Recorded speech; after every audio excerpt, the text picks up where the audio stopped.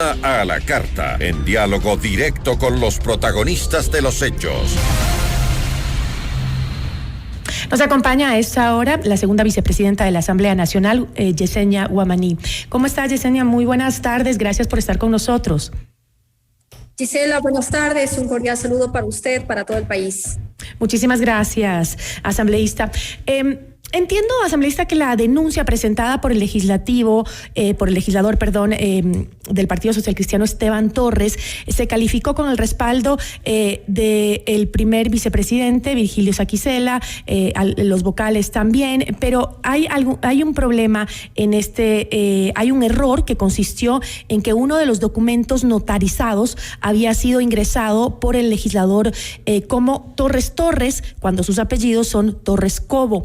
Esto, según habían advertido, pues podría generar luego problemas graves. ¿Considera que el CAL cometió un incumplimiento en la norma al haber calificado la denuncia sin subsanar ese error, que es un error de forma, digamos? Por supuesto, Gisela. Ayer, justamente minutos antes de que iniciemos con la sesión a la cual fuimos convocados, recibimos un documento oficial en el cual nos ponían en conocimiento de algunas irregularidades que tenían las denuncias respectivas. Sin embargo, en el transcurso del tratamiento de los diferentes puntos y de las diferentes denuncias, también se dio a conocer de estas irregularidades. Una de ellas es la que usted ha manifestado respecto a que la denuncia fue presentada no por un asambleísta, sino por un ciudadano, con los nombres de Luis Esteban Torres Torres, y más no por el asambleísta Luis Esteban Torres Cobo. Ante esta inconsistencia, lo que se pidió es que se subsane este error como la ley y los procedimientos nos permiten cuando justamente hay estos errores. También se evidenció que las firmas en las cuales tenía el respaldo la denuncia estaban en los formatos que no tenían que ver con el procedimiento establecido. Que este es un error mínimo, pero finalmente termina siendo un error. Lo que se propuso ahí, Gisela, es que se subsanen todos los errores para que el procedimiento no pueda caer en ilegalidades. Es más, en tiempos establecidos y cumpliendo los plazos correspondientes, se tenía hasta el día de mañana el tiempo necesario, suficiente para tratar este punto y las diferentes denuncias para que puedan ser tramitadas y calificadas. Yo respeto también las dos posiciones. Lo correcto, entonces, asambleísta, hubiera sido pues tratar de retrasar un poco el proceso de calificación de la denuncia por este error de los apellidos de Torres. Yo no le llamaría, Gisela, retrasar, sino más bien cumplir con el procedimiento y cumplir con lo que dice la ley y la Constitución. Nosotros como legisladores y como autoridades de elección popular tenemos la obligación de cumplir lo que dice la normativa, lo que dice la ley.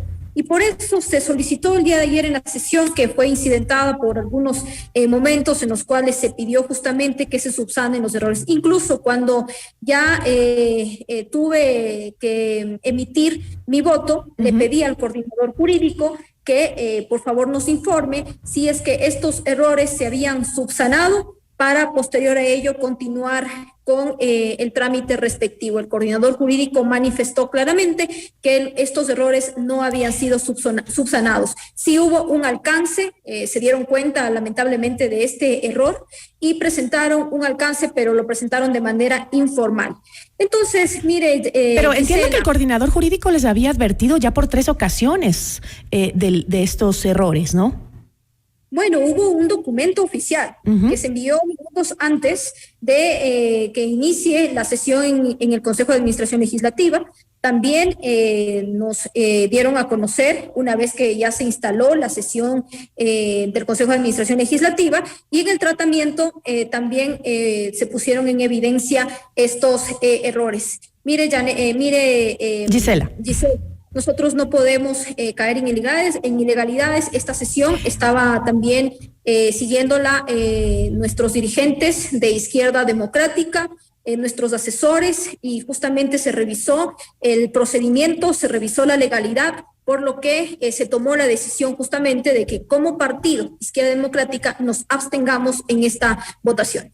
E incluso el coordinador jurídico, Santiago Salazar, además de las advertencias, también había dicho que esto podría acarrear pues incluso sanciones penales, dijo, así que este error. Ahora, ¿este criterio del coordinador jurídico es vinculante para el CAL o no?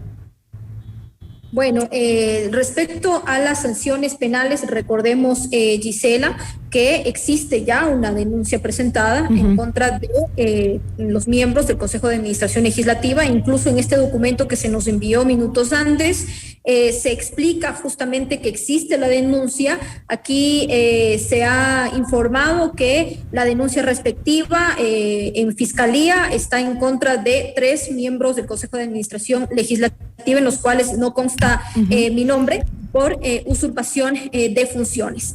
Sin embargo, Gisela, más allá de eso, yo considero que cada una de las sesiones pues tiene su objetivo, tiene que cumplirse con los procedimientos y la ley, así como el día de ayer estábamos llevándola justamente cuando se conocieron cada una de las denuncias en los, incluso en cómo llegaron a presentarse en secretaría en el orden establecido. Pero ya no se podía continuar. Aquí tenía que haberse suspendido, Gisela, para que se subsanen todos los errores que ya los mencionamos. Ahora, sin embargo, y pese a estos errores, ¿está usted de acuerdo o no con que el Pleno conforme esta comisión pluripartidista para evaluar a Yori? ¿Usted está de acuerdo? Siempre estuvo de acuerdo en que se conforme cualquier comisión pluripartidista ad hoc, siempre y cuando sea legal y siga los procedimientos establecidos, Gisela. Lo que no estamos de acuerdo es en que se incidente y se busque confrontaciones para destituir autoridades sin haber investigado, sin haber sustanciado una denuncia. Los legisladores pueden presentar una denuncia por incumplimiento de funciones. El artículo 18 de la Ley Orgánica de la Función Legislativa es clara cuando se indica que se puede conformar esta comisión pluripartidista ad hoc para destituir autoridades. Aquí no existe la palabra evaluación. Y tenía que cumplirse el procedimiento correspondiente, por ejemplo, que exista una denuncia previa. Mire, por lo menos unos 2 meses nos hubiéramos ahorrado en confrontaciones en el Pleno de la Asamblea Nacional si se hubiera seguido el procedimiento establecido en presentar la denuncia respectiva con los documentos y los requisitos que también el Procurador General del Estado se pronunció. Ahora, respecto a estas denuncias en contra de los vocales, entiendo que concluyeron que pues debían excusarse de calificar los pedidos debido a que existía pues un evidente conflicto de intereses, según dijeron, como ellos son parte de los denunciados. Y no han votado por ninguna resolución en ese sentido. ¿Cree usted que debe el CAL seguir sesionando sin la presencia de Yori, aun cuando existen pues esta denuncia penal en contra de los vocales por supuesta usurpación de funciones? Bueno, la denuncia por supuesta usurpación de funciones tendrá que seguir su investigación. Yo aquí también quisiera poner mi posición, Gisela, en que cuando existe justamente un cambio del orden del día propuesto por un legislador en el cual se especifica que se debe conocer, tramitar y calificar una denuncia, yo considero que en democracia pues se debe analizar, se debe debatir. Por eso votamos a favor de que se trate el cambio del orden del día. Pero una vez que empezamos a tratar, el secretario de la Asamblea, del Consejo de Administración Legislativa, manifestó que no existen los documentos todavía, que no existía la información respectiva, que íbamos a conocer. Entonces ahí era improcedente continuar con el tratamiento de este punto. Se firmó una resolución para que posterior a eso se conozcan las denuncias respectivas, pero aquí también es claro, Gisela, hay plazos establecidos. La presidenta tenía 3 días, es decir, hasta el viernes pasado, para conocer las denuncias. Tenía 5 días más para que se incluya en el orden del día del Consejo de Administración Legislativa. Si hablamos de plazos, teníamos específicamente, técnicamente es el día de mañana, para cumplir con el procedimiento establecido. Sin embargo, bueno, yo respeto que haya asambleístas que quieran acortar los tiempos para dar mayor agilidad también, tal vez a los procesos, pero aquí también es un llamado a que nos basemos en lo que dice la ley, en lo que dicen los reglamentos, en lo que dice incluso la Constitución. Y si el CAL no califica la denuncia en contra de sus 7 vocales, ¿quién lo va a hacer? Bueno, aquí hay un vacío legal, Gisela. Teníamos que abstenernos por conflicto de intereses, no podíamos calificar en este caso ninguna de las 2 denuncias, porque hubo 2 denuncias presentadas en contra de los 7 miembros del Consejo de Administración Legislativa, y esto tampoco puede pasar al Pleno, porque eso no existe en la ley. Aquí hay un vacío y bueno, ya dependerá pues de los asambleístas, dependerá de nosotros buscarle una salida que sea legal. ¿Y por qué, nos puedes explicar un poco por qué existiría ese conflicto de intereses al calificar las denuncias en contra de los vocales de los vocales, si el CAL debe revisar los requisitos justamente para que se hayan cumplido o no se hayan cumplido? Por supuesto, pero Gisela, nosotros somos justamente los que hemos supuestamente incumplido funciones. No podemos ser juez y parte a la vez. Nosotros mismos no podemos calificar nuestras propias denuncias. Estas 2 fueron presentadas justamente en contra de los 7 miembros del Consejo de Administración Legislativa. Por ende, era improcedente que podamos votar por o no por una calificación de nosotros mismos. Asambleísta, me gustaría conocer su opinión sobre la última noticia de coyuntura, que es justamente la salida de prisión del ex vicepresidente Jorge Glass. ¿Cuál es su opinión al respecto? Ya lo hemos manifestado también, Gisela, estamos también indignados como está la ciudadanía. Izquierda Democrática también ha hecho pública su posición al respecto y lamentamos que esto pase en el país porque los ciudadanos ya no creen no solamente en la Asamblea Nacional y en el gobierno, sino también ya no creen en las instituciones que tienen que responderle a los ciudadanos, que tienen que velar por la justicia del país.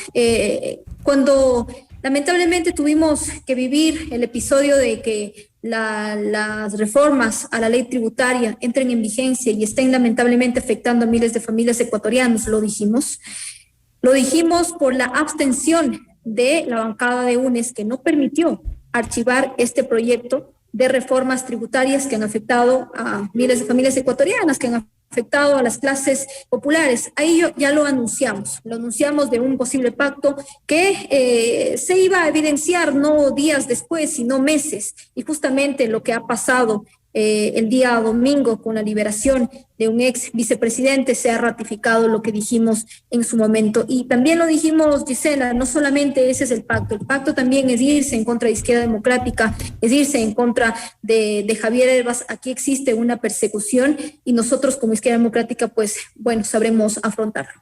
¿Ustedes creen que como también cree Pachacuti, que el pacto va mucho más allá que solamente la salida del ex vicepresidente Jorge Glass de la cárcel?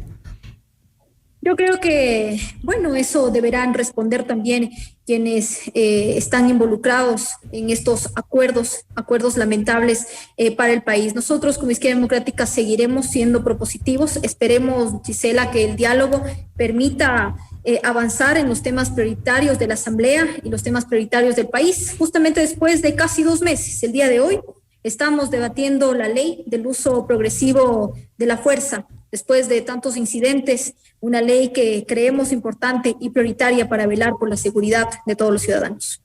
Muchísimas gracias, asambleísta. Gracias, Gisela. Un abrazo para usted y para todo el país. Muy buenas tardes. Yesenia Guamaní, segunda vicepresidenta de la Asamblea Nacional.